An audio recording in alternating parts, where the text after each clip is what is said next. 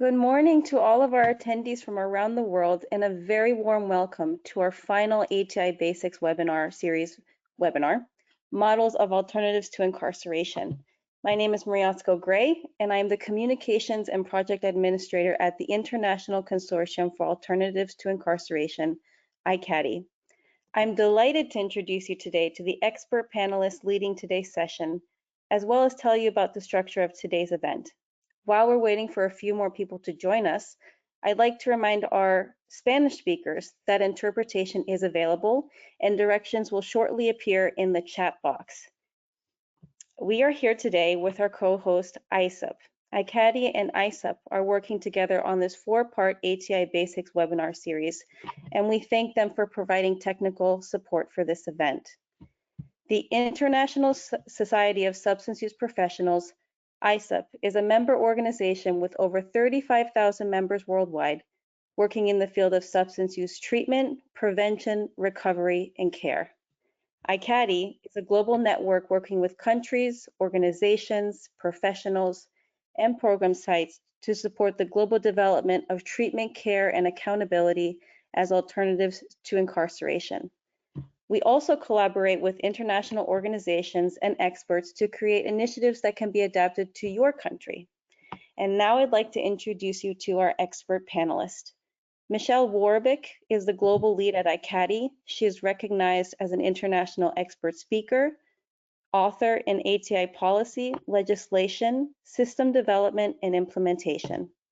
Michelle has served as magistrate and acting judge, policy counsel for the Supreme Court of Ohio, C-suite executive for an NGO supporting ATI, and a consultant.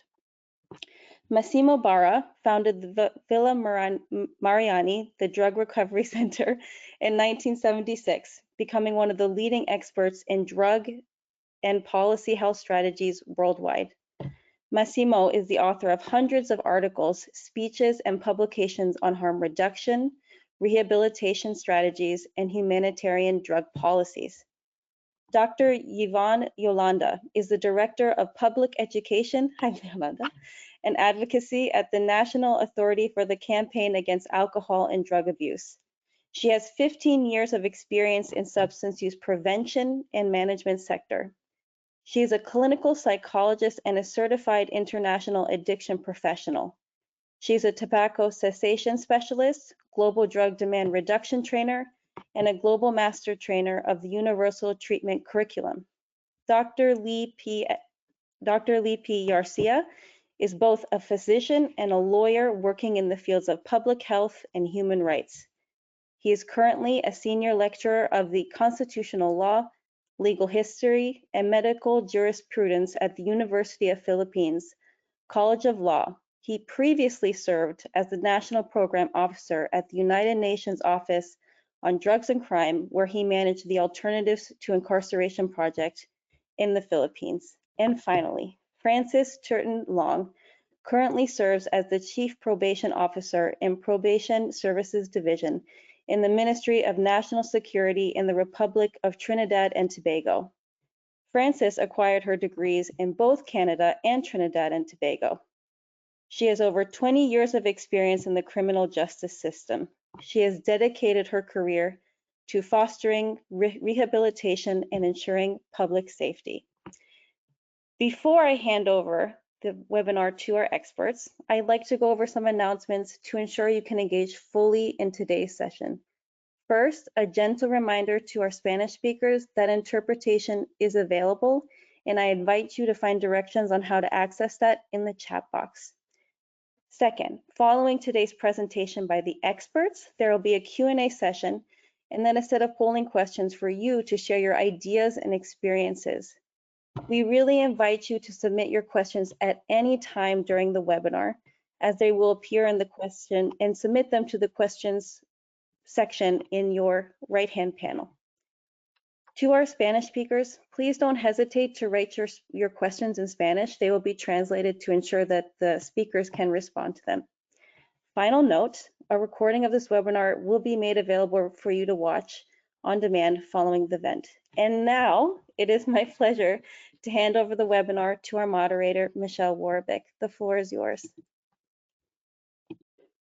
Thank you so much, Marie, not only for your help today, but for being such an integral part of what we do at ICATI. And thank you also to the friends and colleagues who have joined us as panelists and also attending the webinar. It is always exciting to get together, and I'm really looking forward to learning what everyone is sharing today. So Marie, if you'd advance to the next slide. Of course, I can't resist the opportunity to put a little bit of context into place before we have this discussion. You may have joined us for some of our other ATI basics. If not, please hop on our website and go ahead and review those videos. Our first session talked about why ATI, and that was an interview with international organizations that support our work with UNODC, and CCAD and Colombo Plan. The second webinar talked about the fundamentals of ATI and featured our ICATI team. And so that's a good place to get a lot of basic information about what ATI is and how it works. Our third webinar talked about treatment of substance use disorders for individuals in contact with the justice system. And so that is going to be of interest not only to clinicians, but also to the justice programs and community programs that partner together. And today, I think we would probably rename this webinar ATI Around the World, because that's what we're going to do. We are going to visit a number of different regions of the world to see how ATI plays out. So I'll share just a few slides to get us all in the same thinking set before we start visiting our colleagues. First of all, Marie reminded us that ICATI was formed this year. We are a priority of the Global Coalition to Address Synthetic Drug Threats, which has over 160 countries as members and have been working diligently over the past year and have committed to a number of efforts moving forward, one of which is making sure that individuals in contact with the justice system receive the treatment and care and services that they need. And so when we are here today, and the reason why I'm sharing this visual is that that really is our goal in our vision for how people are treated globally. That if someone has a struggle with mental health challenges, with substance use disorders, with those social determinants of health or protective factors, that they receive the services and care that they need no matter where they are in the justice system. And really, the earlier the better, so that we can avoid some of the trauma and collateral consequences involved in the justice system. And so you're going to hear from our colleagues today about deflection, which is our pre-arrest linkage directly to services and care. You'll hear from about prosecutorial efforts to decide which cases can be quickly released into the community for care, and which cases might need to move further into the justice system. You'll hear about court programs, where we have an extended program with a lot of structure for those individuals that require more justice supervision and accountability, and also are higher in need of services. And then you'll also hear how probation and parole departments can incorporate ATI into their community supervision efforts and as people are re-entering back into the community. So no matter where someone is in the justice system, they do need these services and an appropriate amount of partnership and supervision and accountability to be successful. Marie, next slide. There we go. And it's also a reminder that the justice system can really not achieve evidence-based prevention, treatment, and recovery all by itself. We have a few lawyers on the panel, and that is not our legal training, but we do need to identify, again, as early as possible, whether someone would benefit from these additional services. To the extent needed, the justice system can offer some supervision that keeps people engaged in services and making sure that they're on track. We rely heavily on our treatment providers, and we also have treatment providers represented today with our colleagues. And they are the experts at understanding what are the clinical needs, how are they best served, what levels of care are needed, and how individuals are progressing through those levels of care, and making sure that people are connected to all the care they need: medication, counseling, pharmacological care, and then other medical treatment.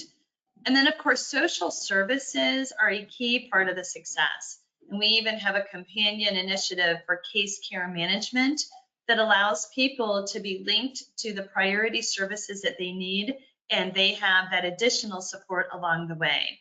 And those social services are going to look at the protective factors that allow people to be successful in long-term recovery, as well as some of the thinking strategies and life skills that are needed to be successful in the community and to not re-encounter the justice system. Next slide.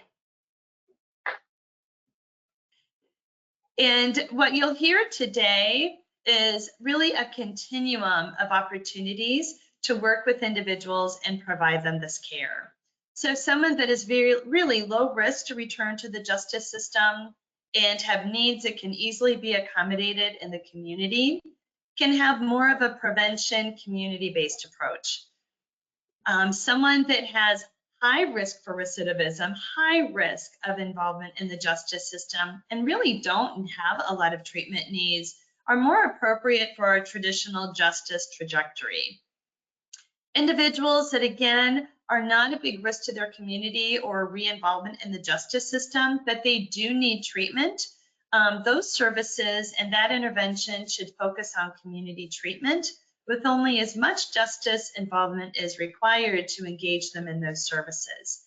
And then, as I mentioned before, if someone really has a high risk of re-involvement in the justice system, a high need for treatment, and this is going to be a program that takes a lot of structure, that is more of a drug treatment court or a drug docket or residential treatment. And then we know that there are some individuals whose behaviors are a public safety concern or otherwise require incarceration. Those individuals still need treatment and care while they're in the corrections institution and also as they are transitioning back into the community. So again, this model is along the full continuum of the justice system. You'll hear from our colleagues that the interventions are really designed to provide the needs that those specific individuals have and are prepared to take place as early as possible. Marie, if you could go to our next slide. And it is my pleasure at this point to start turning the microphone over to our colleagues. Massimo, would you please share a little bit about ATI and Villa Marini? Okay, thank you, Michelle, for your invitation. Thanks to ICATI for this initiative. My name is Massimo Barra. I am a medical doctor who has worked for 50 years with drug users. In 1976, I founded Villa Marini, a drug rehabilitation center based in Rome, recognized as the agency on drugs of the Italian Red Cross and training center on drug problems for the International Federation of Red Cross and Red Crescent. Villa Marini staff meet almost 700 clients a day in its various therapeutic services that range from the streets to the drop-in center and from the methadone clinic to the therapeutic community. We offer several treatment programs with the aim of providing more care options for our clients in order to adapt the therapy to the person and not vice versa, which is usually the case all over the world. The rich offering is the consequence of the continuum of care model, which decreases the failures of the treatment path. According to the person motivation, we can move our clients to different services to meet specific needs.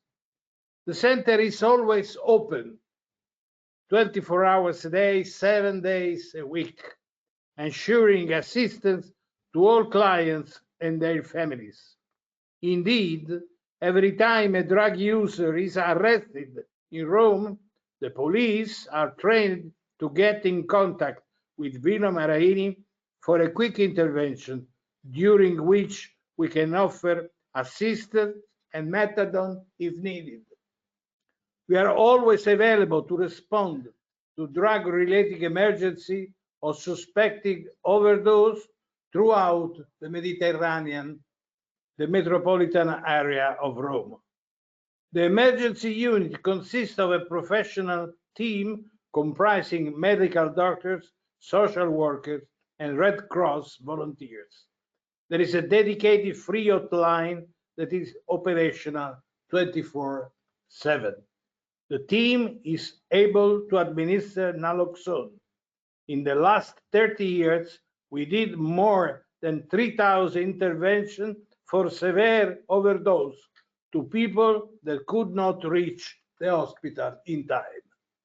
The emergency unit can provide medical assistance to people under arrest. Every day we receive almost 10 requests from police stations, schools, and hospital too. For those who have a problematic use of substance while in prison, we provide an alternative in our prison program, started more than 20 years ago. So far, we have hosted more than 660 persons in our facility. We know that 1 out of 3 people in the world is arrested for drug-related offenses. And this data is the same also in Italy. We know also that prisons are pathological and create further pathology. In any case, Italian law offers the possibility of alternative measure for crime whose sentences is up to 6 years. During all these years, we have improved our working method to do scouting in prison of persons who are eligible for alternative measure. First step, we get in contact with them through letters to evaluate their story and motivation. Next step is to go and meet them in prison for an assessment and offer them psychological and counseling sessions. Those considered suitable for the alternative program are reported to the judge with our final assessment, so they can start our therapeutic community at Villa, where they are free but obliged to stay, and the police can make control at any hours, night and day. We are well aware that the first and most common motivation of people seeking therapeutic treatment is to get out of prison. Our job is to convert this utilitaristic motivation into a real therapeutic one. The residential rehabilitation program involves regular psychological therapy, group and individual counseling, sport, capacity building, and integration activity to strengthen the involvement of each person in their recovery journey. The biggest asset of our working teams are the former drug users and former inmates who are equipped with compassion and first-hand experience that allow them to better manage the relationship with the clients and to deal with any crisis. Through our programs, for those here for alternative measure, we attempt to deal them not only with their addiction, but also with the culture of crime that they have previously lived. In prison, the power is in the hands of the most criminal, and our clients usually are not big criminals, but are suffering from drug addiction.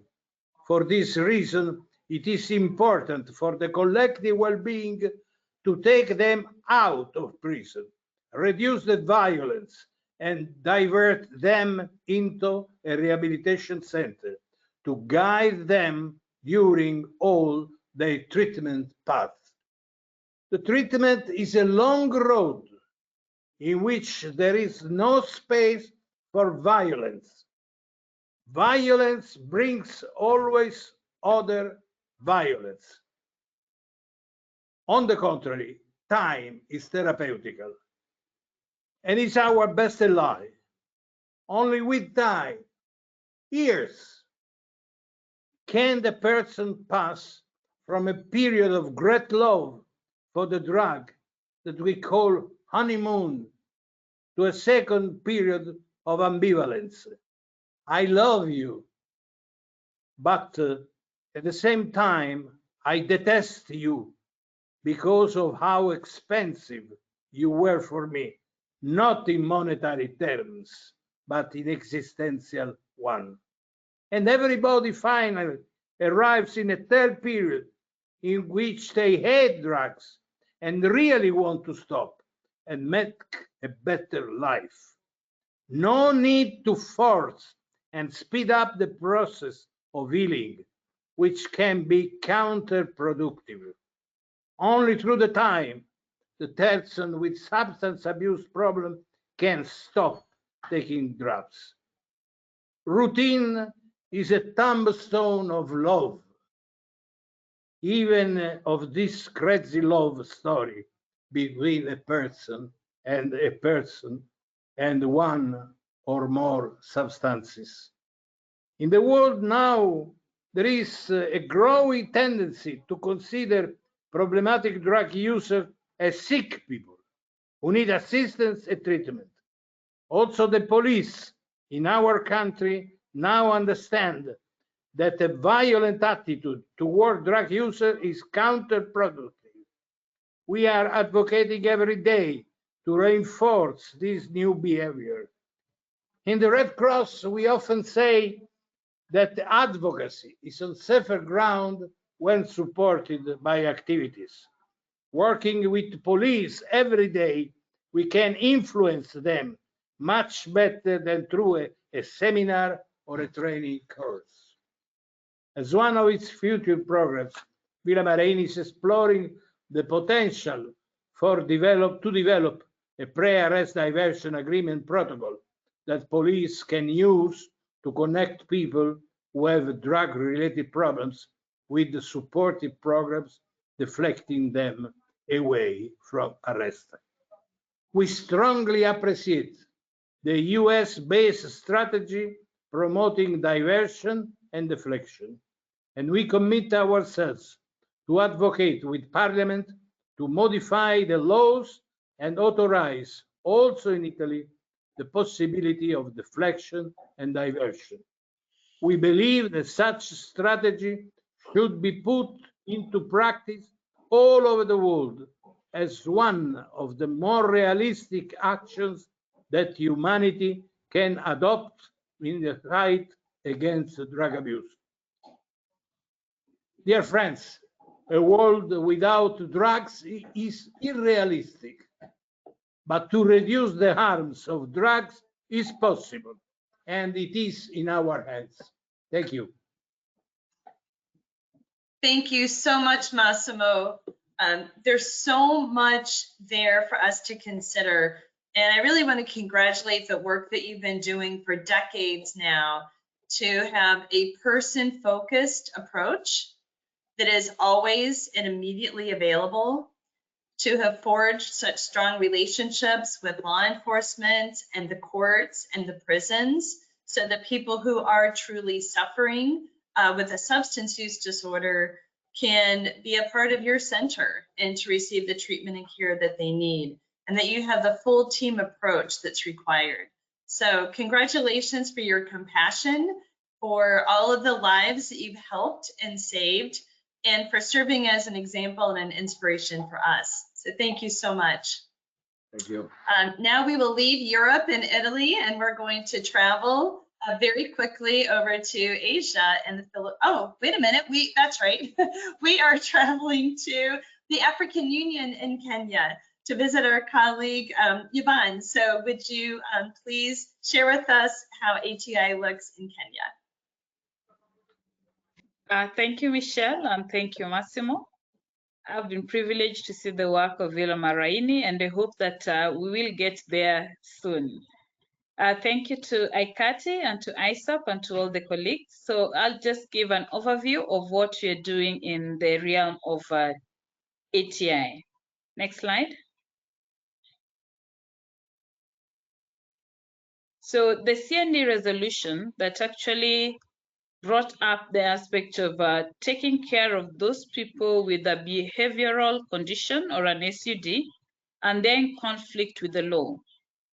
Seeing as Kenya is a signatory to almost all of these treaties, with the CND and all the other UN treaties, we therefore went ahead to come up with programs that will support those who we feel the key behind their unlawful behavior is actually substance related. Next slide. What we did, realizing that there are many people who might need this kind of support, we came up with a National Alternative to Incarceration Steering Committee.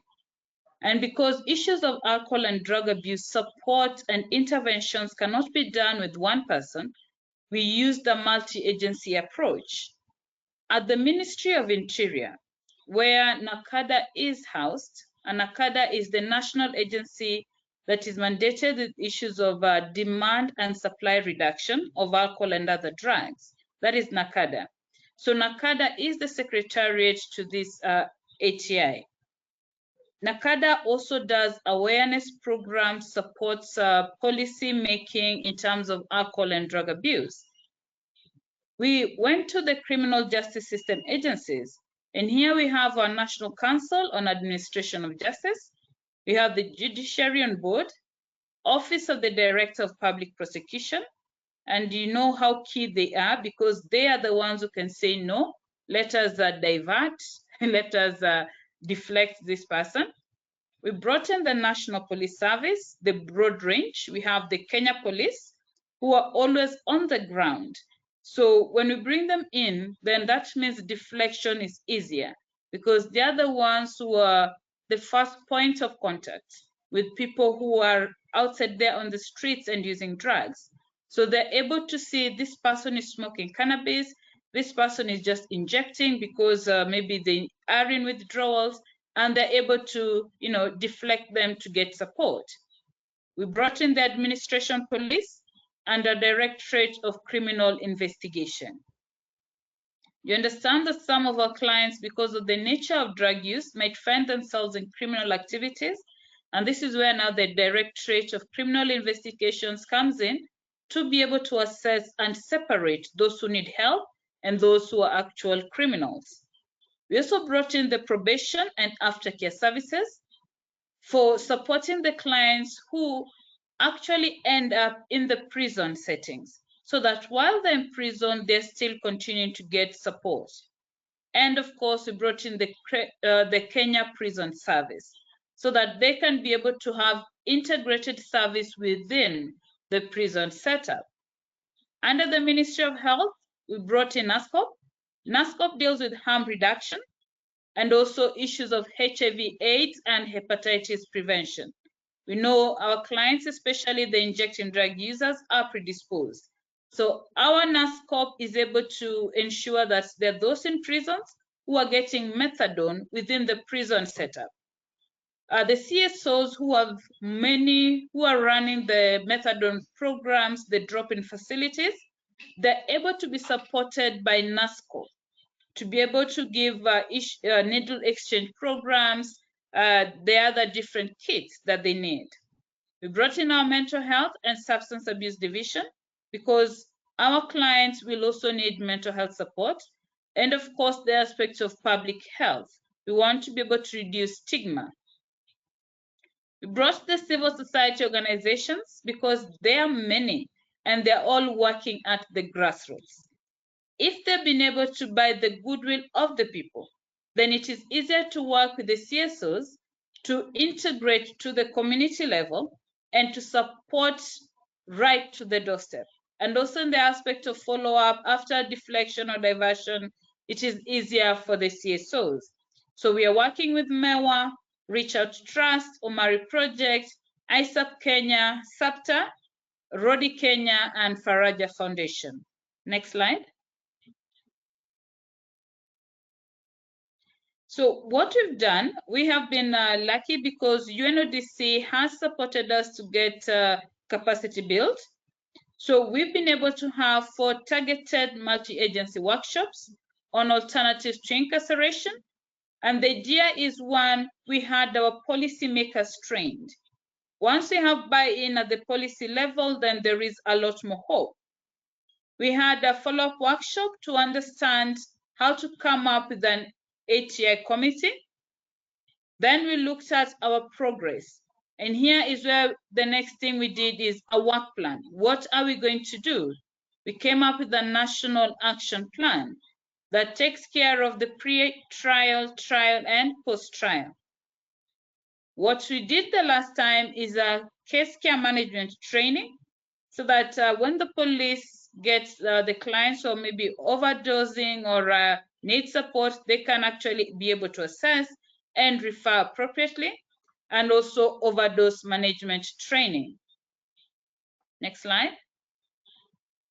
Because we have the national ATI, we ended up piloting what you're calling the Mombasa County ATI.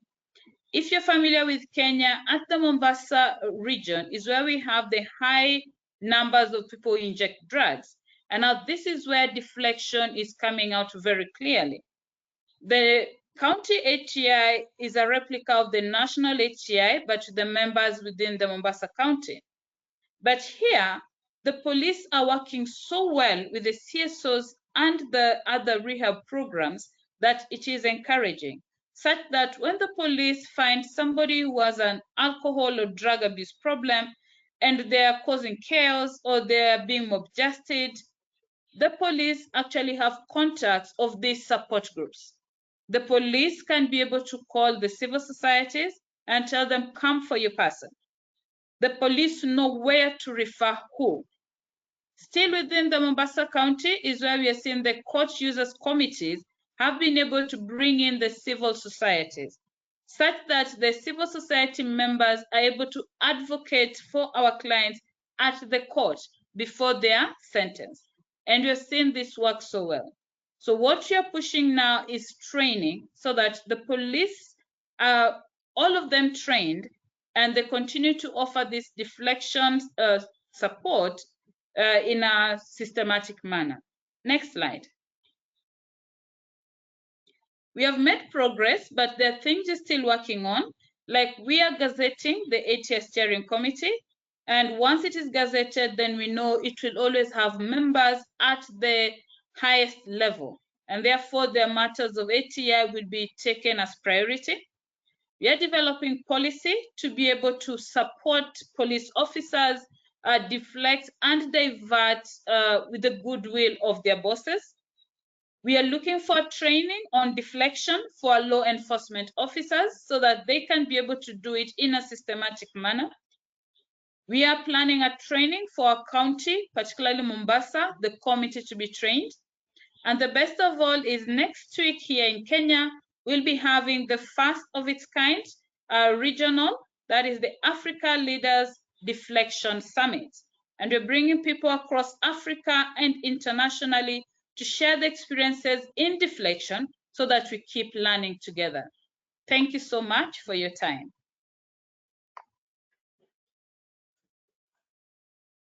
Thank you so much, Yvonne. I think in addition to the points that Massimo made, you did an excellent job of highlighting the need for leadership. And so I will congratulate you on that leadership individually. I remember meeting you in 2021 when we started working with Kenya. And you've really allowed this program and system development to progress and flourish along with NACADA, both at the national, local, and now regional level. You've really helped us to understand the stakeholders that need to be involved. So I talked about the systems, but you were able to drill it down even more fully and to share the importance and the roles that each of those stakeholders played. And I appreciate that you are working so closely with the police and the courts to support those professionals, and that you're developing case care management to support those systems and individuals. So again, thank you for sharing what's happening in Africa. And now we're going to travel to Asia and visit with Lee and learn more about particularly what's happening with the prosecutors, but learning a bit about ATI development in the Philippines. So Lee, the floor is yours. Thank you very much, Michelle. Good day, everyone. I'd like to thank ICATI for this opportunity to share the experience of the Philippines on alternatives to incarceration. I'm requested to present on prosecutorial diversion, and I thought it will be useful for our participants to have an overview of some of the principles and the legal tools that are being developed and are being used in the Philippines so that we can pursue alternatives to incarceration. Next slide.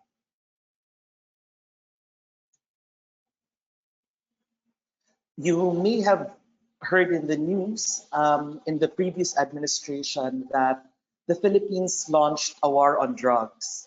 And it was an approach that was heavily focused on law enforcement. And there was a great impact to our jails and prison situation in the Philippines. The war on drugs, after the war on drugs, if you look at our statistics, around 85 to 90% of people who are in our jails are there just for drug-related offenses. And so there are a lot of problems that this brought to our criminal justice system. And of course, one of the most critical one is the overcongestion and some human rights implications and rule of law issues there that would need to be addressed. And we have a new administration now, and the new administration took on a new policy direction, abandoning the war on drugs and declaring the Philippine president that the new approach to the campaign on illegal drugs will now be focused on community-based treatment, rehabilitation, education, and reintegration. This is in light of the outcome of the heavy emphasis on punishment and punitive approaches. And so in the past 3 years, there are efforts by the Philippine government to try to develop a system where there's no heavy investment in law enforcement and in incarceration, but focusing on a public health approach. Next slide. There are 3 principles that are embodied by our Department of Justice, which is leading the efforts on articulating what it means to have a public health approach to drugs. The first principle is effective prosecution. To pursue alternative to incarceration, we need to make sure that our prosecutors are well trained. They are aware of their roles as prosecutors from the level of investigation of cases, understanding what the human rights-based approach to drugs would be, and what are the different elements and principles involved in a public health approach to drugs. The reason being is that if we do not intervene or provide training or a framework shift, mind shift to our law enforcement and to our prosecution, the tools that we would have would only be prosecutorial and eventually leading to incarceration. And so we need proactive involvement of prosecution so that they can ensure proper cases, conviction in the proper cases, and not use the criminal justice system for prosecuting cases which are not appropriate for the criminal justice system. One policy change, which is on the second principle of the prosecutorial diversion, is efficient prosecution. We are working in the present legal framework in the Philippines, and for us to pursue diversion, it is potentially possible for people who are already funneled in the criminal justice system to be referred to the public health system by changing the criminal proceeding rules. In the Philippines, they've increased the level of evidentiary threshold before you can prosecute a case, including a drug-related case. Before, it's a lower threshold, which is like the probable cause.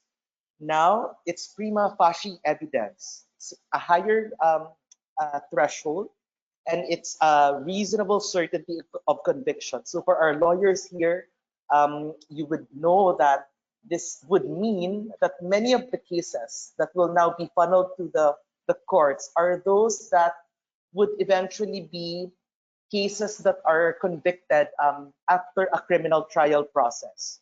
Why is this important? Because in alternative to incarceration, as much as possible, we want to avoid unnecessary detention. And for many of the cases in the Philippines, they are incarcerated for a very, very long time, only to be found innocent at the end of a pre-trial, a very lengthy pre-trial process. On average, about 528 days that they stay in prison. You can imagine that a system that would need to be decongested would need to reduce pre-trial detention and weed out those cases that are eventually going to be dismissed by the courts. And so the second principle of alternative to incarceration here is efficient prosecution. You try to focus your cases on those cases where it's really leading to a conviction. And the final principle is equitable prosecution. For us to promote public safety, we know that low-level offenses are best dealt with by a public health system. People could use drugs without any problems. They could use it for potentially intricately related to some economic reasons. They use it as a livelihood to be engaged in selling, for example. Some use it for recreational purpose. Some would have drug disorders.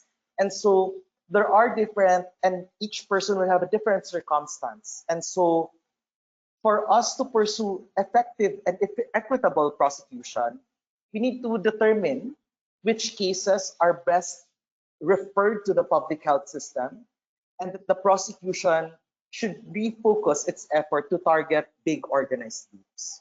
Next slide. And so in the Philippines, the model that I'm showing you here is presented by our Dangerous Drugs Board. You can see in the diagram that for people involved with drugs and for persons deprived of liberty, they are referred to the health sector to be assessed. Ideally, you don't need the criminal justice system because of the different unintended consequences and the costs related to the whole prosecutorial and incarceration process. But if you immediately refer them to the health sector, then they could be referred further to a comprehensive health services, such as health promotion, harm reduction, rehabilitation and treatment, including livelihood support and other socio-economic development. This is being supported by INL, and it's a demonstration project that is in its early stage. But the idea is to develop it in close coordination with the prosecution, so that they will be the agents for referral to the public health system. Next slide.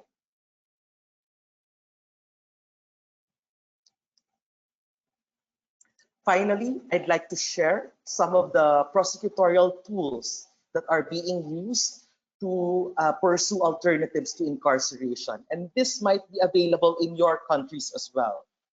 Essentially, these prosecutorial tools are meant to bring people who use drugs back to their family and community, where there is a strong health and social welfare system.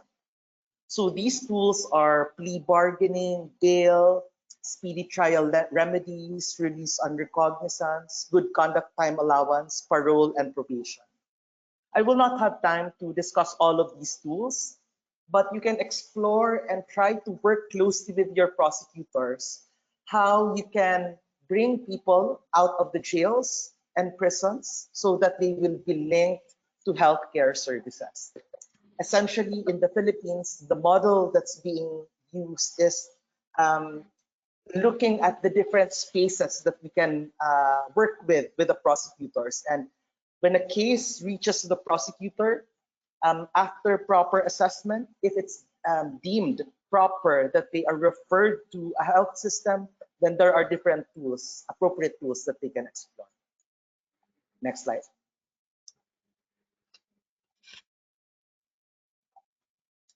You can reach me through the email shared here, but that's it for our presentation and experience on prosecutorial diversion in the Philippines. Thank you very much.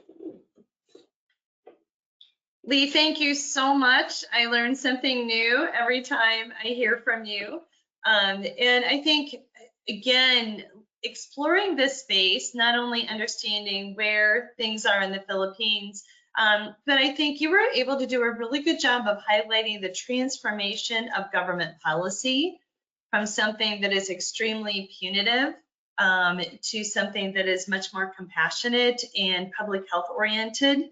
And that also requires a shift at times in the legislation and framework and even court processes and practices. So the Philippines has been working for several years on being very intentional about exploring ATI and its components and creating that structure so that it can succeed. And I really also appreciate how in being person focused, there's a recognition that this can be the best possible use of resources. The acknowledgement that with pretrial detention and a heavy emphasis on prosecution takes a lot of justice resources for those individuals that Massimo described, people that are simply struggling and really need that community-based treatment. So congratulations to the Philippines and all the hard work that you're doing there. And thank you for being here today to share that with us. For our final speaker, we are now traveling to Latin America and the Caribbean. And we are excited to bring to the stage Fran, who is going to look at this from a court and probation perspective. So Fran, the floor is yours. Good morning, everyone. Thank you so much for inviting me to share with you some of the things that we are doing in Trinidad and Tobago in looking at alternatives to incarceration. Thank you to ISSUP. Thank you to the wonderful panelists. A lot of the information shared, I'm just trying to process and keep so to see what we can do in Trinidad to look more toward more alternatives to incarceration. Next slide, please, Maria. So the role of probation services when it comes to alternatives to incarcerations, basically, we look to promote the rehabilitation of our probationers, victims, and dysfunctional families. We look to empower through counseling, education, advocation. Basically, we're looking to promote a healthy lifestyle through proactive intervention. In probation in Trinidad and Tobago, we are not just focused on criminal matters. We also deal with family matters in the family court. We also have children probation officers who operate out of the children's court in Trinidad and Tobago, so that our portfolio has expanded over the past several years. And because of that expansion, because of the judiciary's moved to having problem-focused courts, solution-oriented courts, everything being evidence-based, we have now also had to grow with it. Next slide, please. So the first alternative we started off with was in 2012 with the drug treatment court process. Most of us here know that the drug treatment court is designed to supervise cases of justice involving persons with substance use disorders who agree to participate in court supervised treatment. Our DTC in Trinidad and Tobago is non-adversarial, and it consists of a team which is led by a magistrate or a judge that works in collaboration for the benefit of our participants.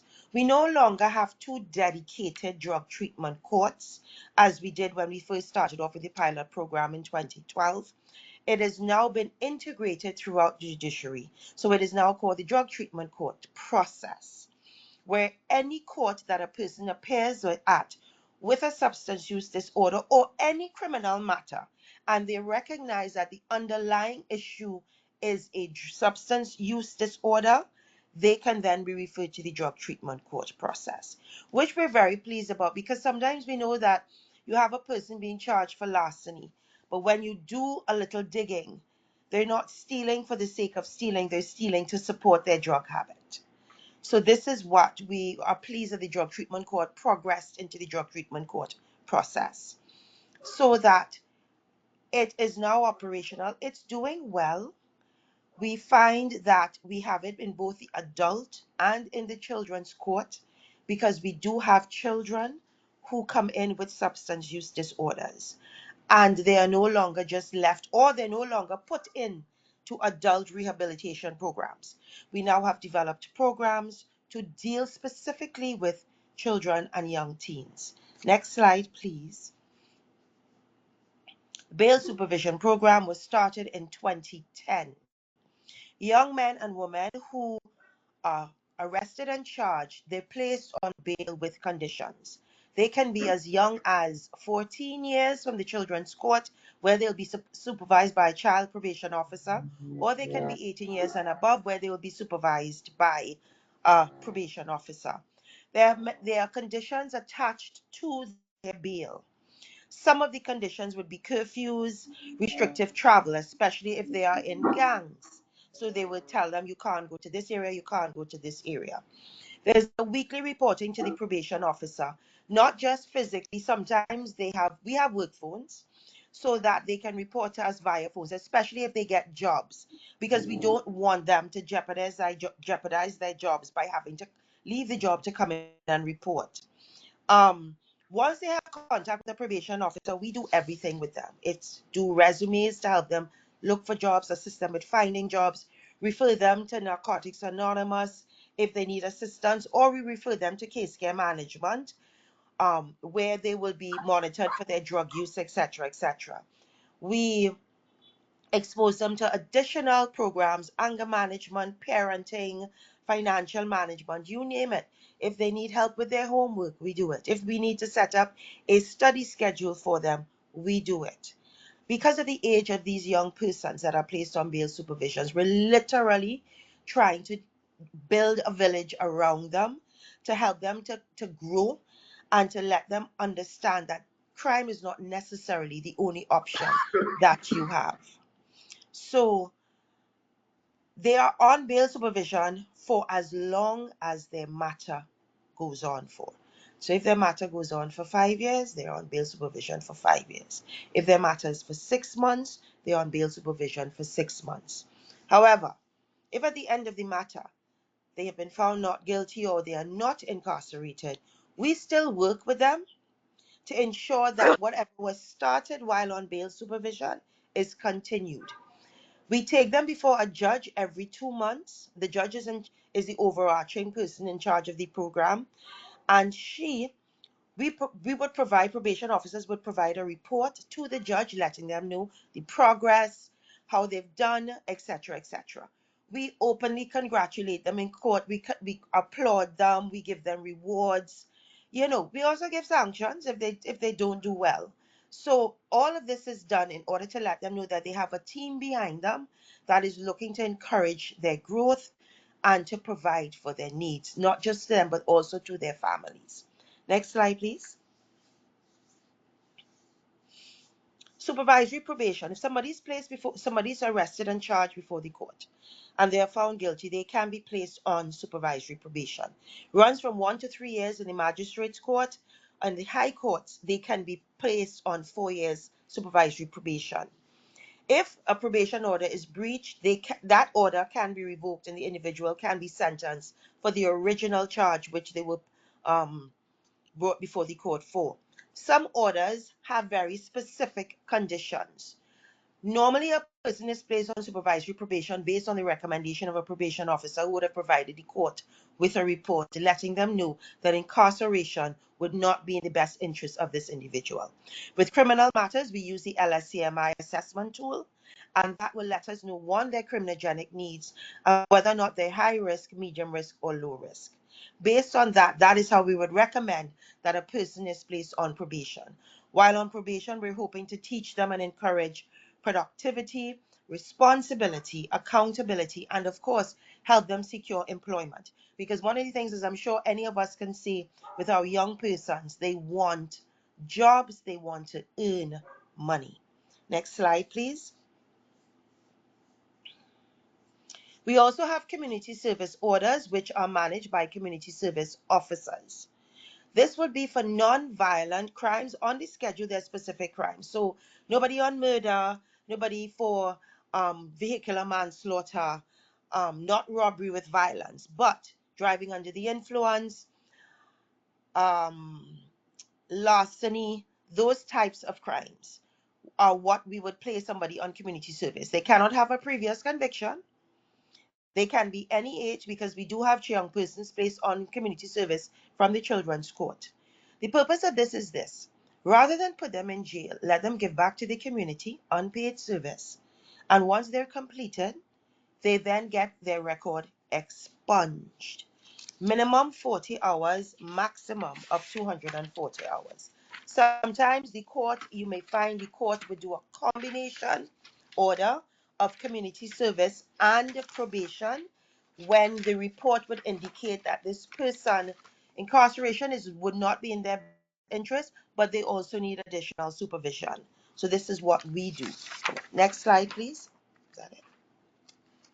Okay. So before I go, let me just say this. Apart from these, we also have electronic monitoring. Again, electronic monitoring is used for the more serious persons, but serious crimes, such as a person who's on bail for murder, victims and perpetrators of domestic violence. We place them on electronic monitoring. We also did this in 2022. We decriminalized certain quantities of marijuana. Before they did this, we had over 5,000 cases per month of simple possession of marijuana in our courts. Once they decriminalized certain amounts, that number dropped drastically. Additionally, it took lots of young persons out of the prison system, and they were able to be pushed more into case care management, pushed more into counseling and rehabilitation, rather than for them to go to prison. As Trinidad and Tobago continues to grow as a country, we continue to look at more alternatives to incarceration, because as we expose more and more to alternatives throughout the world, we realize this is the way to go, especially when it comes to ensuring that our young persons and our persons who have substance use disorders get the assistance and the guidance and the help that they need. Thank you very much. Fran, thank you so much for sharing that perspective. And again, you can hear ongoing themes from our presenters. I think you did a really great job of showing that while probation and parole officers have the power of enforcement, that you've made a dramatic shift to empowerment. And I really liked seeing that as a proactive and expected role of the whole team that's kind of acting as that village to ensure people's success. I also appreciated that rather than having very small and restricted programs, there was a notion that every court should be able to offer alternatives to incarceration, not just one specific judge or one specific setting. And so that team approach now is showing up across your full justice continuum. And people are encouraged to dig to see what is underlying the reason why people are encountering the justice system to begin with. And again, I'm seeing that across all the presenters, but I appreciate that you really highlighted that for us. And that you have that full range of services that are not one size fits all. And again, that kind of reemphasized what Massimo was explaining that the Villa does to be able to inform on the clinical services that are needed and how they can be employed. So thank you so much to all of our presenters. And also thank you as a moderator.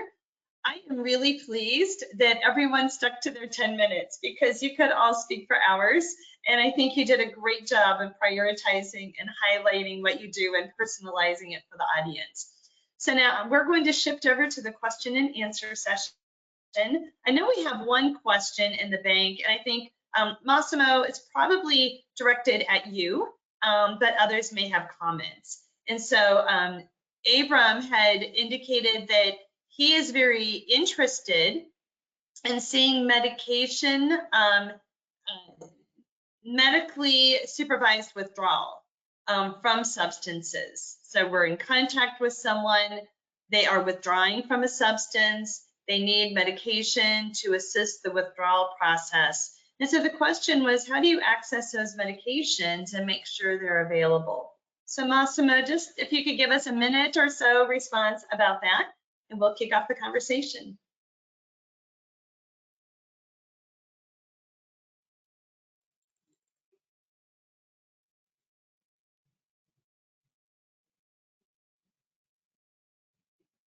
I think that a big progress in the world has been the availability of methadone or buprenorphine. Methadone is a blessed medication. I think all prisons should have the possibility to give, to administer methadone. It's interest of all to have methadone. And we have a lot of resistance here. Also, public opinion believes that methadone is something like a compromise with heroin. It is not the case. Methadone need the body that has taken opioid need opioid. If you make a graphic of 1 day of person under heroin, up and down, well, bad, in paradise, down. With methadone, you don't go up, but you don't go down. You stay 24 hours as a normal person, a person who can work, who can interact with others, who can love, who can be a normal person. So the resistance to the use of methadone that still exists in many parts of the world are against what is needed. I know methadone since 50 years, and I am supporter, frank supporter of this medication. Massimo, thank you so much. I appreciate that response and that perspective. I'm starting to get lots of questions in, so I'm going to give panelists some questions, and again, fairly quick responses so we have time to get through the conversation. Fran, I have a question for you, and we have some of our attendees really excited to see how the drug court teams are expanding. And so they're wondering, how did you get that to happen? How did you encourage the expansion so you have lots of teams in all of your courts? What happened was this: because probation is a unit, they were able to just, instead of, I used to be part of the drug treatment court at one point, so that rather than just have one probation officer, we trained all our probation officers. So because they're all in different magisterial districts, so they're all part of that particular court. The judiciary took this step forward towards saying, listen, it can't just be two courts, because we have courts throughout the country, and they basically selected judges and magistrates, trained them, so that now we have a judge or a magistrate in a particular area, in each magisterial area, who is now able to say, okay, I recognize that this person. We also have a dedicated team in the judiciary that deals with the drug treatment court process, so that they would get the applications in, they would process it, they would get the information out to us. And that has made it a lot easier to be able to push for the drug treatment court to go out to, rather than being just two courts. It really took a team effort because the judiciary wanted it, we were willing to do it, and everybody was like, yes, let's go. And because things were already put in place, it was easy to do. Perfect. Thanks, Fran. There's also another question for you about the role of corrections officers. So not just in the drug treatment court, but could you briefly help someone explain if they have more of an enforcement and accountability model, the role that your colleagues play to help support that empowerment and success of individuals? Okay, correction officers or probation officers? You tell me, and Okay, then you so can we explain. we are probation officers, okay? We are attached, we work primarily with the court, we prepare reports for the court on criminal matters, legal custody matters, domestic violence matters, children in need of supervision, etc., etc. As I said, we go from, we have officers in the family court, the regular courts, for want of a better term, and the children's court. Probation officers about rehabilitation. We really, when it comes to supervising persons placed on probation, we have a monitoring role. We do have the ability to recommend revocation of bail, revocation of probation, etc., etc. But it's more of a monitoring and supervisory role. We don't have parole as yet in Trinidad and Tobago. The government is looking at it. So I am assuming, because they have included us, so I'm assuming that when we become part of that, we will be more towards that hard, heavy-handed approach. But for now, we're looking more towards rehabilitation and counseling and advocacy and stuff like that. Because at the end of the day, when a probation officer does a report, for a person to commit a crime, there has to be underlying reasons. Once you recognize those underlying reasons, you therefore have to create a treatment plan for them. Now, in some instances, the treatment plan may very well be you go sit in a government prison for 5 years or however. But in other instances, it is involving counseling, referrals, stepping in and filling the gaps that were not filled when they were growing up, treating with the trauma. So yeah, that answers the question. Thank you. I think it really does. And while you are doing this in a probation setting, I think those same themes resonate within a correction setting. Again, it kind of follows the idea that we have individuals that are struggling. They have behaviors that show up in the justice system. We're really not going to see a change in that behavior until we are able to identify and address those underlying struggles. So I really appreciate that. I have a question, and now I see all kinds of things blinking at me, but I'm really curious. Yvonne, I have a question for you. How did Kenya decide where to get started? Like, let's say we have countries and people here that think this is all a great idea. There's so many good ideas. How did you and your team decide where to get started? Thank you for the question. Actually, it was the survey for the prisoners, and they realized that majority of our people, the inmates, are actually having a drug-related issue. And then majority of them are also youths, 35 years and below, and that's the productive stage. So the focus then became, can we support them so that they can go back to the community and be more productive? In terms of where to start in the aspect of police and deflection, that is the low-lying fruit. The police are everywhere, and it is easier to train them in a systematic order. And of course, with the support of UNODC, then now the trainings and the putting the structures in place has made it a bit easier. And also the goodwill of the civil society organizations who are willing to work and who had already begun this work, it has now made it, I can say we are getting there. Thank you. Thank you, Yvonne.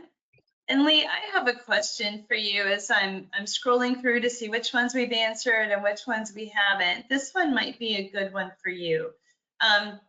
There's a concern about what happens with individuals who are using, in this instance, opioids, but it could really apply to any substance when we acknowledge that there's going to be an ongoing need for services. So if the justice system would say we're not going to prosecute or we're dismissing your charges, but we know that this is an ongoing condition, how do you help to ease some of those concerns and fears?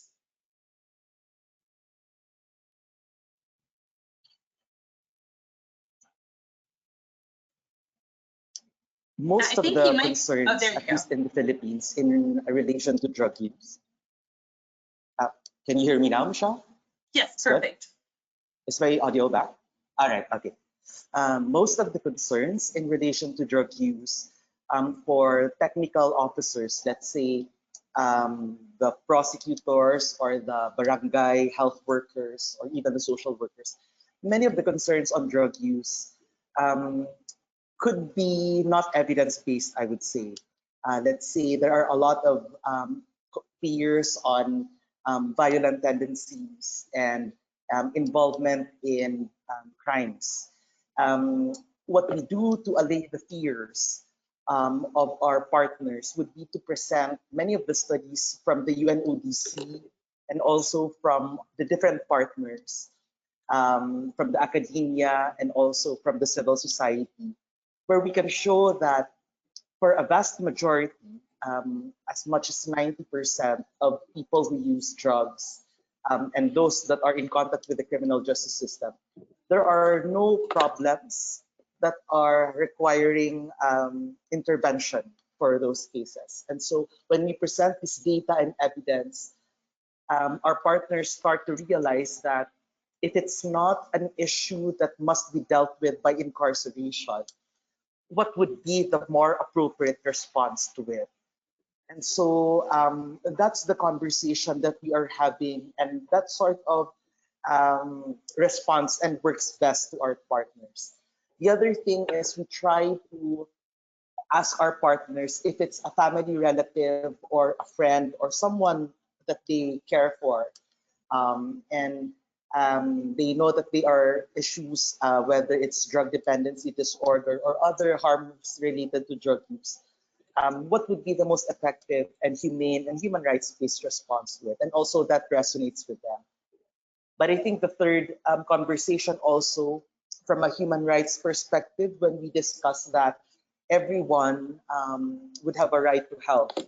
And that means that everyone should have access to services, regardless of their involvement to drug-related issues. That also resonates to our partners. So I guess all these concerns might be addressed by having an honest and open conversation that are evidence-based, that are guided by lived experience, but also aligned with human rights standards.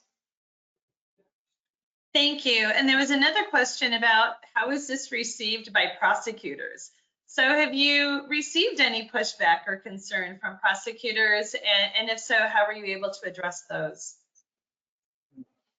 So we were able to deal with, I'd say, two sets of prosecutors. The first is one that is still within the framework of a law enforcement framework, where they really want prosecution and incarceration. But in the past 3 years, we've been dealing with a more progressive set of prosecutor. The leadership in the Department of Justice is changing the roles of the prosecutors through different policy changes that we're having. And so there is, at the start of the introduction of public health approaches, alternatives to incarceration, there's definitely a pushback, especially since we are coming from an experience of a policy an administration where it's a culture embedded in the criminal justice system to arrest as many people and incarcerate and prosecute. But now, because we've learned more, I think our prosecutors are more open to it. And recently, we've actually hosted a drug summit where we presented the public health approach to drugs. And there's quite openness to our prosecutors with this new framework. And I think the issue really is just opening up a space, having a dialogue, and letting people know that the old ways of doing things are not the only ways, especially with the advent of science and evidence that we have as of the moment. Lee, thank you so much. And I know actually all of the countries that are represented today have at times worked with ICATI and members of our team. So we've been excited to be a part of the ongoing discussion and dialogue. There is a question I'm going to take for me. And they were asking about opportunities for courses and trainings and maybe even trainers of trainers. So people that are in this space that would like to learn more or maybe help spread the word. And so I will say that there are 2 courses that have been developed so far in ATI. There's 1 more underway, and we are open to other ideas of what's needed. So the first course that has been developed is ATI for policy leaders. And so I think it was already acknowledged in the panel, if policy leaders and your government and your key ministries don't say yes, it's probably not going to happen, or it's not going to expand. And so this is a course designed for them. And we have progressive modules, we have activities and discussions, and the expectation is at the end of that course that there is going to be a preliminary action plan that will be further developed and implemented into ATI. And I see Yvonne nodding, so that is where ATI was starting in Kenya. I know that the Philippines also offered that course a couple of years ago. It's labeled as part of the Uniform Treatment Curricula, so UTC 81. There's also another course that I think heard a number of speakers talk about, case care management. So once we have that structure and framework and process in place, how do we partner with the individual and engage all the community treatment and service providers to wrap around as the village? And so the case care management course, again, develops a system to do that, and that is UTC 82. At ICATI, we were just talking yesterday with our advisory group about how we can expand our pool of experts. So people that are subject matter experts in a particular area, individuals that can offer trainings and help teach the modules in those courses and ones under development, as well as technical experts that have an expertise in how to develop systems. Here we've talked a lot about programs, but I think you can see how everyone isn't talking about one isolated program. The vision is to have ATI encompass and be the foundation of approach through the whole country, and how we have to create that full system. So again, we have 2 courses. We are developing a course for substance use disorder treatment for individuals in the justice system. We'll be updating courses that are already offered, and again, are open to ideas about what's needed. At this point, we were curious. I know it's hard to get audience feedback in this kind of a setting, but we're curious what is happening around the world where you are. So we're going to have some poll questions that ask about different forms of ATI, so we can learn what's happening, how viable it is, and then we'll have a few more comments at the end to wrap things up. So Quadmo, would you like to show our first polling question? So we'll leave this question open just for a few, maybe 30 seconds or so. Please quickly vote. We have about 19% of your votes. Please jump in. We would love to hear how common these opportunities are, and that can give us an idea for opportunities for growth. Excellent. There we go. So here are the results. 23%, so almost a fourth of the participants in the poll say the pre-arrest deflection is widely available in their country. That is exciting to hear. The next group, 36%, it exists in some form, so definitely room for expansion. Also excited to see it doesn't exist, but it should be explored. And then there's very few, and we encourage you to reach out to us, but it might not be a good fit. But for the vast majority, deflection is already there in whole or in part, or it's a strong opportunity for growth. So that is exciting news. Our next poll question. And if you can hear me, it actually should say prosecutorial diversion, but you'll probably figure that out.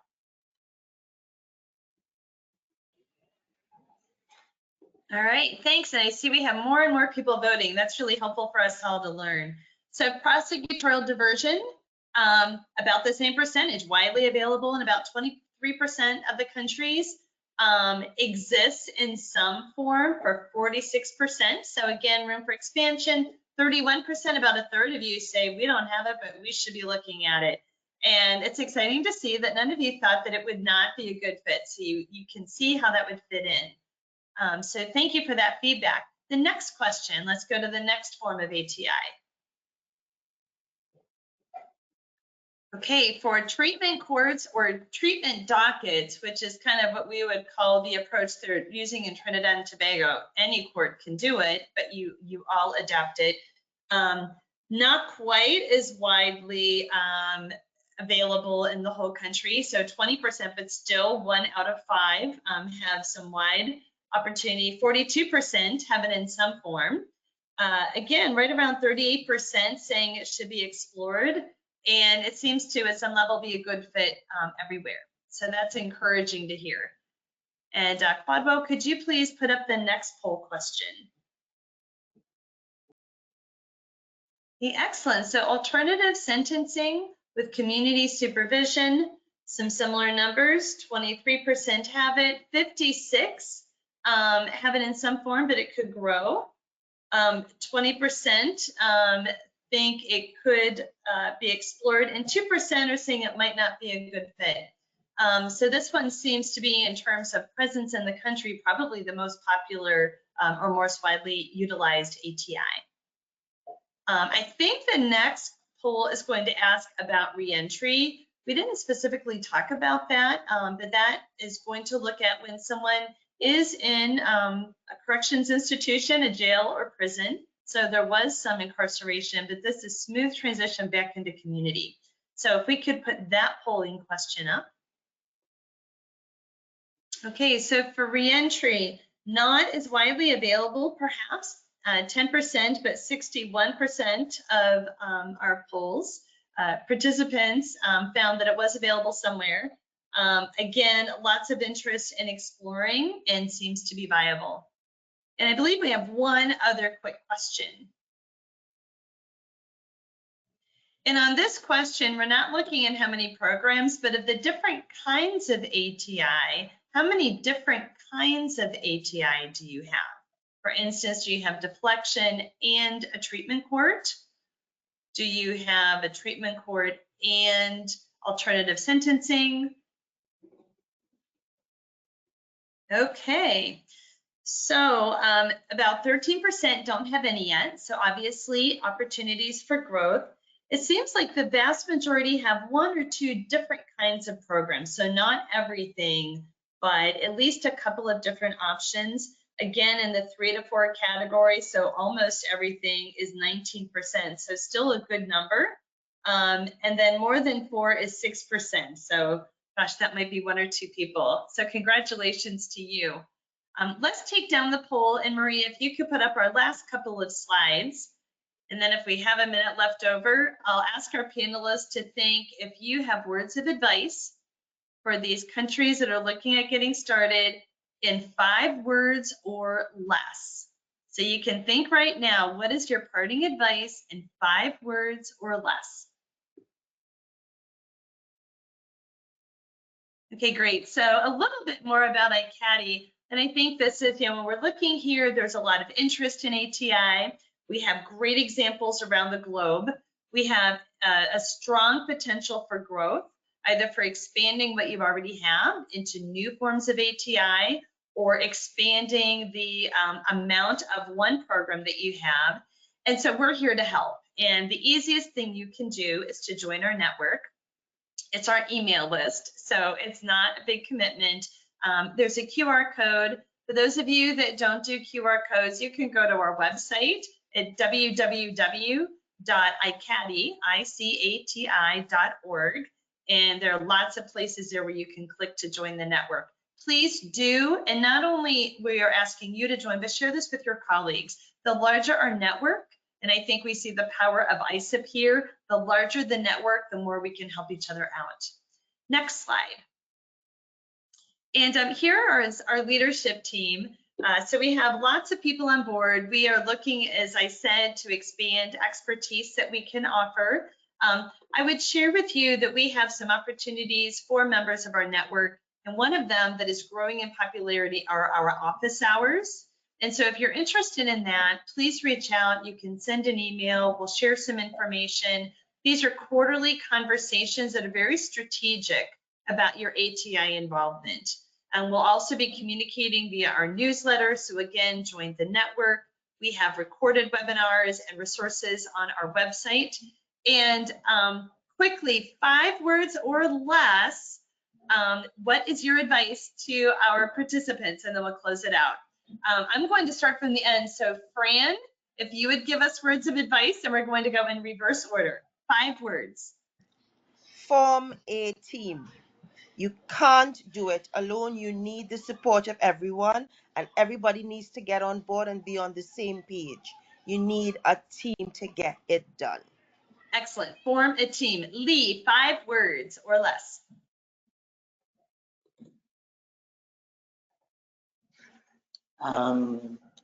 Engage the community of people who use drugs.